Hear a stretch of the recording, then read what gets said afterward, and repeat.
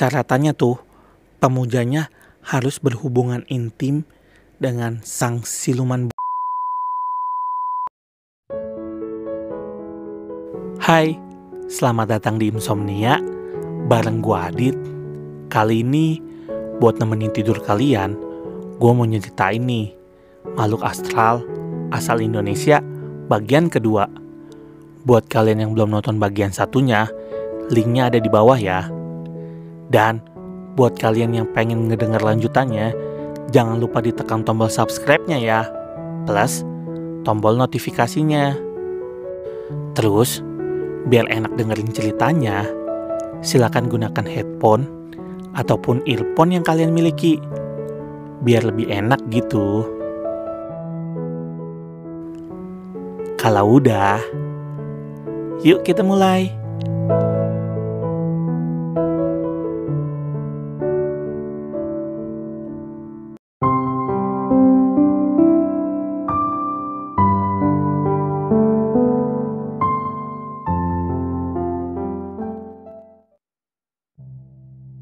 Yang pertama, makhluk astral yang pertama bernama Bandoso. Asalnya dari daerah Jawa Tengah. Penampakannya berwujud kayak rombongan pengantar jenazah gitu yang membawa keranda mayat pada malam hari. Konon katanya ya, wilayah atau kampung yang dilewati makhluk ini tuh akan mengalami kematian pada salah satu warganya jika tidak menemani Bandoso lewat. Nah, Pak Dejon, Pak D-nya temen gua yang di kantor dulu, pernah cerita nih. Kan profesi dia hansip sama suka ngurusin jenazah gitu kan. Pas waktu malam Jumat, pas dia lagi pulang ronda, sekitar jam 1:30 atau 1:30 gitu, Pak Dejon ngeliat ada rombongan orang yang bawa keranda mayat, terus bajunya hitam semua. Terus juga kerandanya gak ditutupin kain gitu, jadi kita bisa ngelihat mayat yang di dalam, kata dia. Nah, Pak Dejon pun juga aneh, kok ada yang meninggal tapi saya gak tahu ya. Soalnya kan dia emang suka yang ngurusin jenazah lah di daerah situ. Nah, Pak Dejon pun akhirnya nyamperin tuh rombongan itu. Pas ditanya, Mas, siapa yang meninggal? Udah nanya 2 kali 3 kali, tapi tuh mereka jalan terus. Terus pas dilihat mukanya pucat semua men, kata Pak Dejon. Dalam hati Pak Dejon bilang, apes ketemu Bandoso. Ya udah deh. Karena takut dan ya nggak bisa ngapa-ngapain juga, akhirnya Pak Dejon nemenin mereka, ibaratnya ngikutin Bandoso ini sampai lewat batas kampung. Pas sudah lewat tuh, jadi Bandosonya tuh kayak lewat ke kampung yang lain gitu, arah ke kampung yang lain. Pak Dejon pas sudah lewat batas kampungnya, udah langsung putar balik dia, balik ke rumah. Dan kata dia, keesokan harinya nih, rumah dia disamperin sama orang dari kampung sebelah untuk minta diurusin jenazah. Jadi dari kampung sebelah tuh ada yang meninggal. Wallahu alam ya, nggak tahu lah ini meninggal karena Bandoso atau karena yang lain. Cuman sih Pak Dejon cerita katanya yang meninggalnya ya biasa sih, kayak tiba-tiba meninggal aja.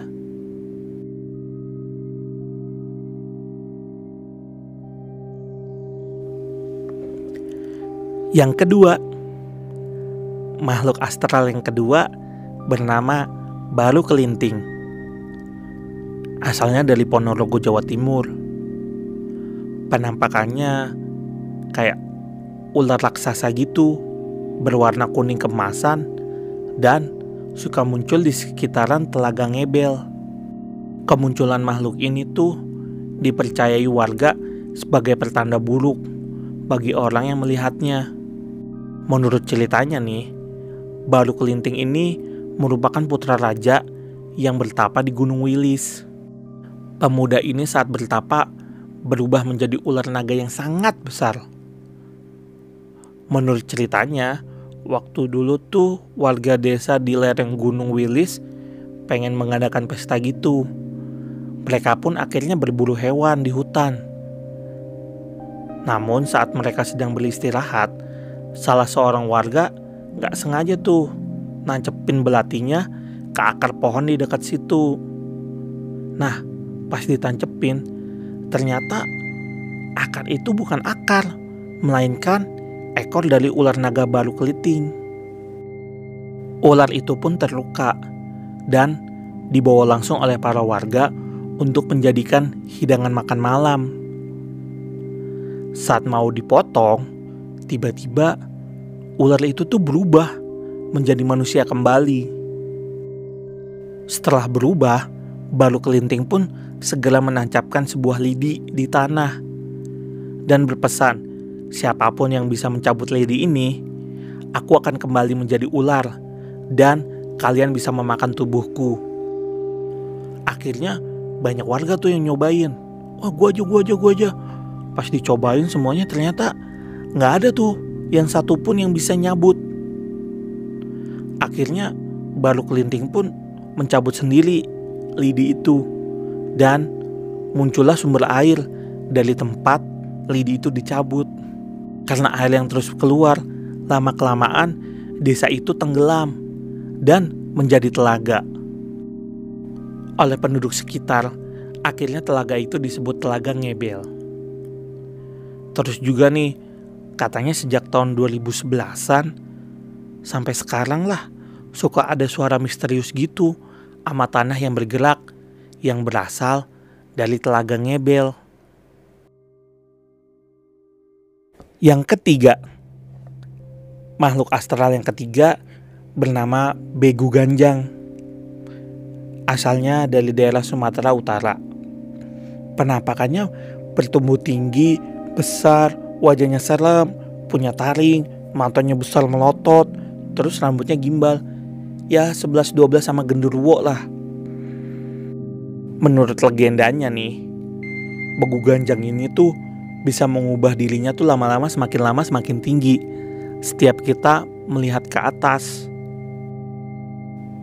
Dan konon katanya nih, Begu Ganjang ini tuh berasal dari arwah bayi yang meninggal sebelum 7 hari dari hari kematiannya.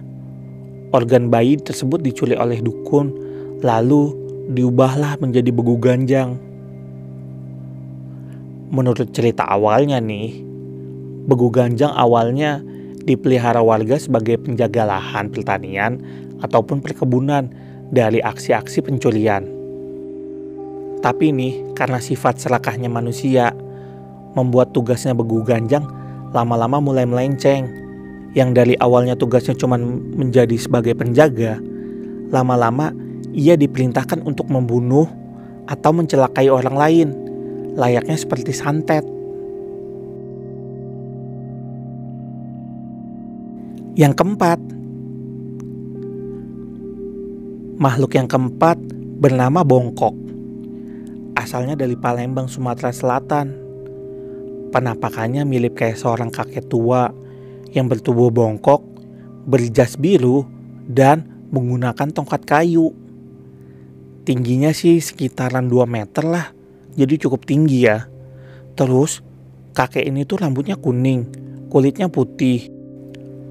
Menurut warga sekitar sih, katanya hantu bongkok ini tuh sering muncul di gedung menara air di pusat kota Palembang. Terus juga nih, gedung ini tuh merupakan gedung tua peninggalan Belanda gitu. Dan konon katanya nih, hantu bongkok ini tuh merupakan jelmaan dari roh Edwin van Brouwer yang meninggal di gedung itu pada tahun 1914.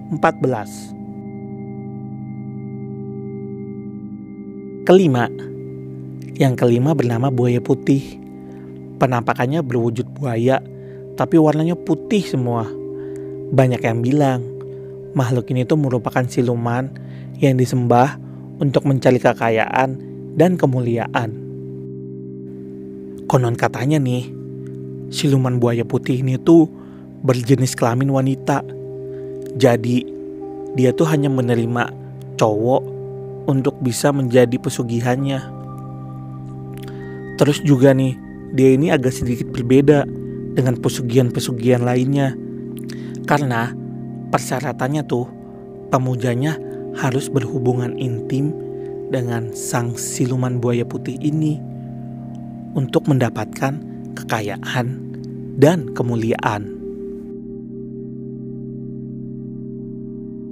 Yang keenam, makhluk yang keenam bernama Buto Ijo. Asalnya dari Pulau Jawa. Penampakannya nih mirip kayak jin, tapi gede banget. Terus dari kaki sampai kepalanya tuh ijo semua. Pokoknya kayak raksasa lah. Terus juga Buto Ijo ini tuh seneng banget tinggal di pohon-pohon besar tapi yang udah tua. Terus juga Buto Ijo ini tuh sering banget nih dijadikan pesugihan-pesugihan bagi para manusia serakah. Tapi biasanya nih Buto Ijo ini tuh persyaratannya lebih sadis. Kan kalau kayak buaya putih kan cuma minta diajak enak-enak. Nah, kalau Buto Ijo ini tuh harus minta tumbal manusia biar bisa mendapatkan kekayaan.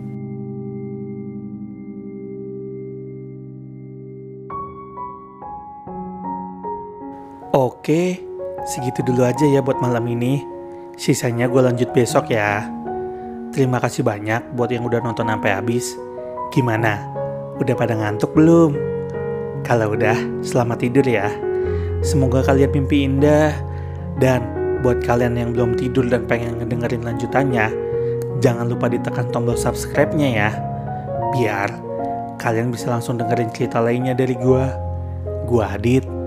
Bye.